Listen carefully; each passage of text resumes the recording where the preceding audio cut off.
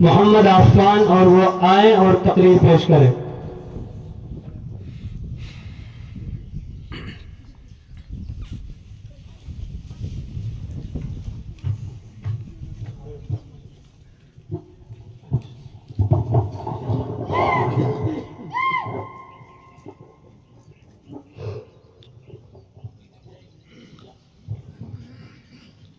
السلام علیکم ورحمۃ اللہ وبرکاتہ.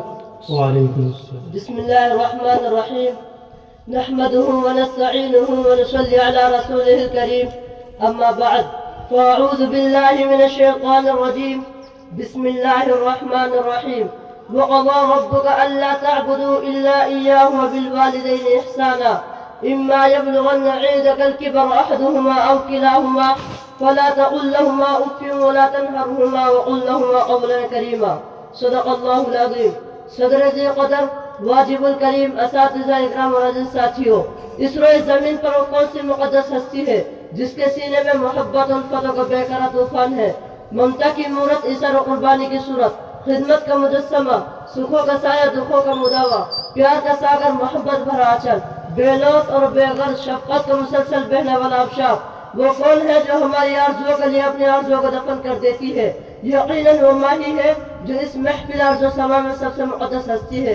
انبیاء نے جس کے تقدس کی قصیدہ خوانی فرمائی، خالق کائنات نے جس کی تقدیس و احترام کا حکم نازل فرمایا، دنیا انسانیت جس کی عظمت و رفعت کو سلام کرتی ہے. اے ضیا ماں کے مقدس سائے کی ناقدری نہ کر، اے ضیا ماں کے مقدس سائے کی ناقدری نہ کر، دھوپ کاٹے گی بہت جب یہ شجر کٹ جائے گا. سامعین سخن نواز، اے ماں تیری عظمت کو سلام. اس پاکیزہ موضوع پر اپنے دلی جذبات پیش کرنا چاہتا ہوں. ماں ہماری زبان میں ایسا خوبصورت اور پاکیزہ لفظ ہے جس میں ممتا کی محبت، مودت و مروت، ہمدردی و غمخواری سے عبارت ہے. جب بھی ماں کا تصور ہمارے ذہن میں آتا ہے تو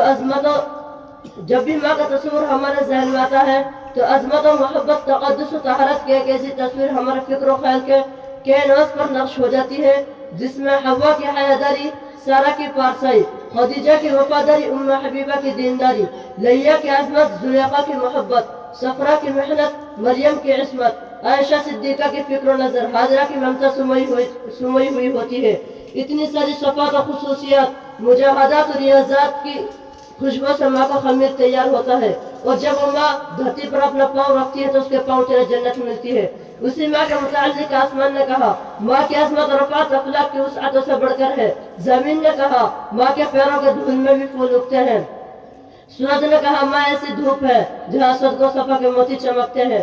چاند نے کہا، ماں ایسی میٹھی روشنی ہے جس میں ممتا اور محبت کی کلیاں مسکراتی ہے. شاعر نے کہا، ماں ایسی راگ ہے جس کی لے اور لوریاں زخموں کی چبھن کو چن لیتی ہے.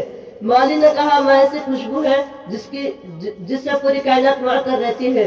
قدرت نے کہا، ماں میری طرف سے دنیا والوں کا عظیم تحفہ اور انعام خدا بندی ہے. اے ماں تیری عظمت کو سلام.